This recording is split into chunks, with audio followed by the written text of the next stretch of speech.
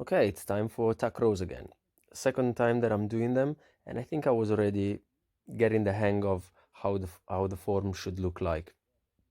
Was able to pull myself up without my butt going up and down. My back wasn't really rounding that much. Maybe I could have put the ring slightly lower, uh, kind of get down to the floor and then pulling myself back up. But I think that form overall was good. I was actually doing a 6th rep as opposed to the 5 in the previous time, and supersetting that with the pushing movement, which was the pike push-up.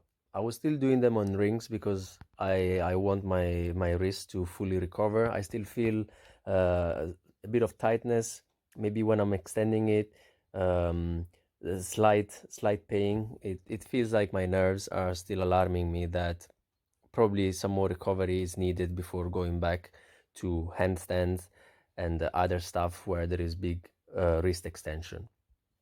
These are not really feeling the greatest because I am kind of leaning forward a lot, and so the pressure on my shoulders is not really as great as if my hands were just fixed on the ground. But it's fine. This is the second set that I recorded of the bigger compound movements for the day, and then there's gonna be just a quick sped up superset of all the isolation and leg stuff. These are the set for the tuck rows was actually pretty good. I'm definitely getting the hang of it, and I'm thinking maybe to keep it for when I go back to the gym. There's probably a way to do it on a bar, maybe on a Smith machine. Definitely on rings, it's more comfortable to do because then you have all the space in the wall to just put your legs. But as I get stronger, maybe I'll be able to push my legs slightly outwards, and then I'm gonna be able to fit where a bar is. Maybe I won't be able to pull it as much, but still, if I'm able to pull it all the way down to the chest, it's probably still a good exercise that I could actually use. And after that, it was the usual stuff. I mean, I cannot really do that much for legs, so I was going around like like a chicken, doing walking lunges, and these still give me a good pump. They fatigue my quads. They give me a good stretch on both my glutes and my hip flexors. I'm thinking about keeping my foot as flat as possible, maybe getting some dorsiflexion in my ankle, and so there is a bit of a stretch in the calves as well. Overall, great exercise, and not being able to load much because I'm only using my body weight. It's a really great lower body exercise. And this is the usual isolation stuff for the arms.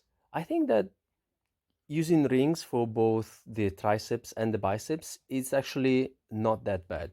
The reverse skull crusher that I'm doing is giving me a good stretch at the full shoulder flexion, and I just need to be mindful of keeping my body tight so that I do not arch and maybe cheat a bit when my triceps extend.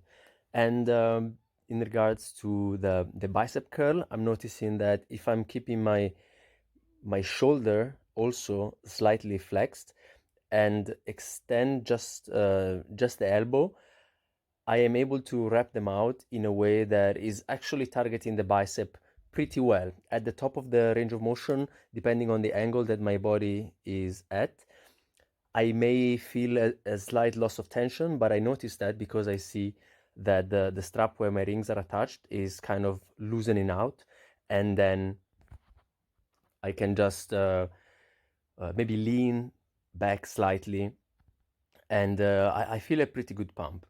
Ooh, I was also doing some more sissy squats. Thinking about, again, keeping my hips completely extended. This makes it very challenging. I'm still doing maybe 5-6 repetitions, but they are a really good quad isolation exercise. All right, that's the end of the session. Pretty happy about this one. Ciao.